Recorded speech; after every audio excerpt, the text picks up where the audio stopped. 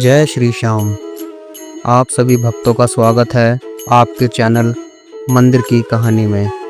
दर्शकों, एक बार फिर मैं आपका दिल से स्वागत करता हूं, क्योंकि आपने अब तक हमारी जितनी भी कहानियां सुनी उसमें हमें भरपूर प्यार दिया, और मैं आशा करता हूं इस वीडियो को देखने के बाद भी आप उसी तरह का प्यार इस वीडियो को भी देंगे।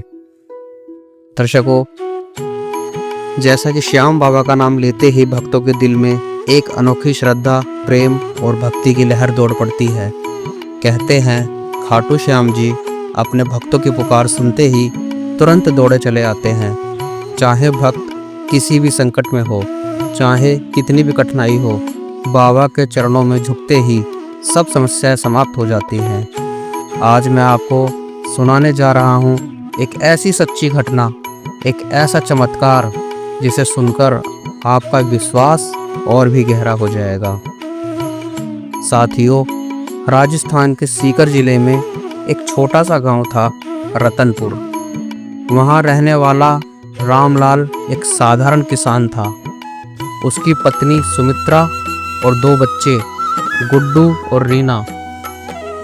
रामलाल का जीवन मेहनत मजदूरी में बीतता था, लेकिन पिछले कुछ वर्षों से उसके खेत में पैदावार घटने लगी थी। ऊपर से बेटे की तबीयत भी अक्सर खराब रहती थी। एक दिन सुमित्रा ने कहा, रामलाल, अब तो हालत बहुत खराब हो गई है।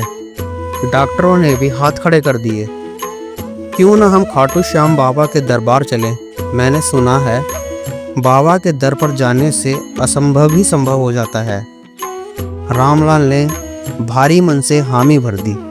ठीक है सुमित्रा, जो होगा देखा जाएगा। अगर बाबा की मर्जी हुई तो सब ठीक हो जाएगा। अगले ही दिन पूरा परिवार पैदल ही यात्रा पर निकल पड़ा। गर्मी का मौसम था, रास्ता लंबा था और कठिन था, लेकिन हर मोड़ पर बाबा के भजन गाते हुए वे आगे बढ़ते गए। रास्ते में एक बूढ़ा साधु मिला, जिसने मुस्कुराकर कहा, बेटा, बाबा के दरबार में जाने वालों की थैली कभी खाली नहीं रहती, लेकिन याद रखो, बाबा के दर पर सिर्फ मांगने मत जाना, पहले अपना मन साफ करना। ये सुनकर रामलाल के मन में एक अजीब सी शांति उतर आई। 3 दिन की यात्रा के बाद वे खाटू नगरी पहुंचे। सड़कों पर श्याम तेरी बंसी पुकारे राधा नाम के भजन गूंज रहे थे। दूर से ही बाबा श्याम का भव्य मंदिर दिखाई दे रहा था। मंदिर में भक्तों की भीड़ लगी थी। रामलाल ने देखा, कोई आंसू बहा रहा है, कोई हाथ जोड़कर प्रार्थना कर रहा है, कोई बाबा का नाम लेकर झूम रहा है। ये सब दृश्य देखने के बाद जब परिवार बाबा के दरबार में पहुंचा तो रामलाल ने आंखें बंद कर दी। बाबा ने आपके पास अपनी तकलीफें लेकर आया हूँ, लेकिन सच कहूँ तो मेरे पास आपको देने के लिए कुछ नहीं है। अपना विश्वास है, मेरे बेटों को अच्छा कर दीजिए। उस क्षण रामलाल को लगा जैसे बाबा की मूर्ति की आंखों में एक चमक सी निकली और उसके ऊपर पड़ गई। दरबार से लौटते समय रामलाल ने मंदिर के बाहर एक पुजारी को देखा, जिसने अचानक उसे आवाज दी, अरे किसान, यह प्रसाद लो, बाबा ने कहा है चिंता मत करना। रामलाल चौंक गया। उसने तो अपनी समस्या किसी को बताई भी नहीं थी। पुजारी ने मुस्कुराकर कहा, बाबा सब जानते हैं, जा, तेरे बेटे की तकलीफ अब खत्म होने वाली है। गांव लौटने के बाद कुछ ही दिनों में गुड्डू की तबीयत में सुधार होने लगा। डॉक्टर जो पहले निराश थे अब कहने लगे, ये तो चमत्कार है, बच्चा बिल्कुल ठीक हो रहा है। सिर्फ इतना ही नहीं, उस साल खेती में भी भरपूर फसल हुई, जो पिछले 5 सालों में कभी नहीं हुई थी।